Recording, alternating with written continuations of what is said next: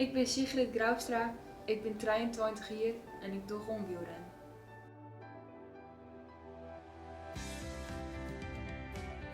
Toen ik op fiets zit, kwam ik erachter dat het een fijne sport weer en dat het echt mijn uitlaatklep is.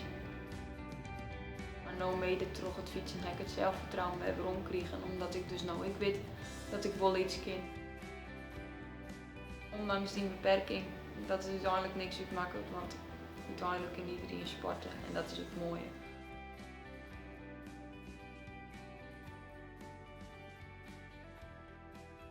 Mijn sportcarrière die begon vroeger met zwemmen, want vanwege mijn spasme is het goed om te zwemmen, want dat is goed voor je spieren. Ik die in de winter kon reetrijden in Tialf. En omdat ik begeleiding krijg vanuit Lindenstein, hier ze bij Lindenstein een brief binnenkregen dat ze zochten naar Nederlandse sporters die dan later op de Paralympics misschien van Nederland uit kunnen komen. Dus toen heb ik die brieven geschreven en op mijn zandje in de Jedi mocht ik naar Zuid-Korea. En daar heb ik dus ontdekt dat het wel een Paralympische sport is. Nadat ik uit Zuid-Korea kwam, waar ik bellen door de directeur van de Johan Cruijff Foundation. Die vanuit het NOC-NSF ze mijn naam betrokken kregen. En omdat ik daar in Korea met wielrennen er goed uitkom weer, ze mijn naam betrokken. En toen ben ik ambassadeur van die Cruijff Foundation. Om mij dan op gang te helpen, en ze mij een racefiets doen, zodat ik alvast wedstrijden kon rijden en in de tussentijd mijn eigen racefiets kon maken. Mijn handicap is een rugzijdige hemiplegie. Dat is een dikke spastische verlamming nemen. Ik kan mijn heren besturen, maar vooral mijn pols, mijn hand zelf net. Dat zit ik in mijn rechtervoet, er zit voor 60% kracht in.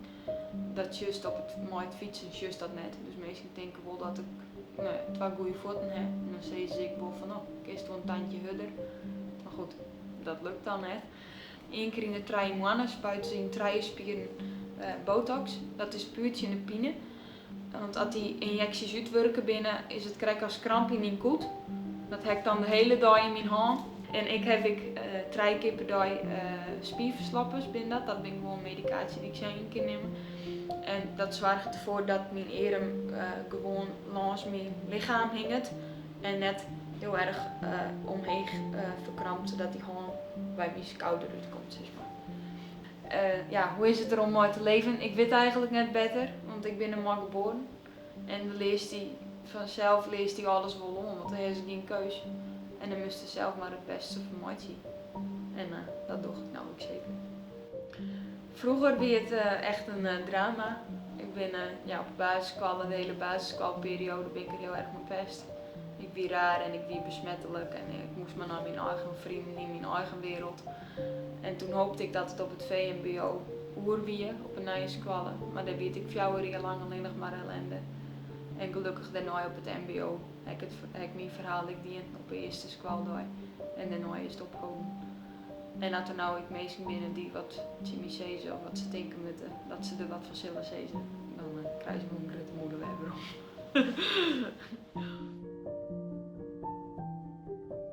Ik heb het eigenlijk helemaal alleen nog niet in. Maar nou mede terug het fietsen heb ik het zelfvertrouwen weer omkregen, omdat ik dus nou ik weet dat ik wel iets kan en dat ik ergens goed in ben. En sindsdien gaat het weer een stuk beter. Ik doe 2 keer in de week krachttraining in de sportschool.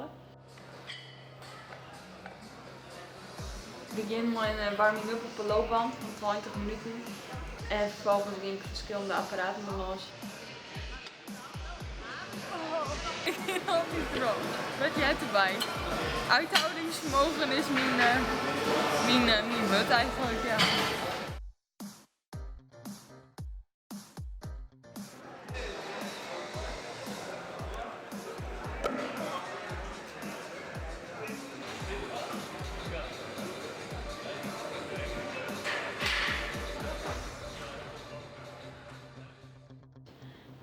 Dinsdags is maar de Friese Leeuwploeg op Kalverdijkje op de wielenbaan.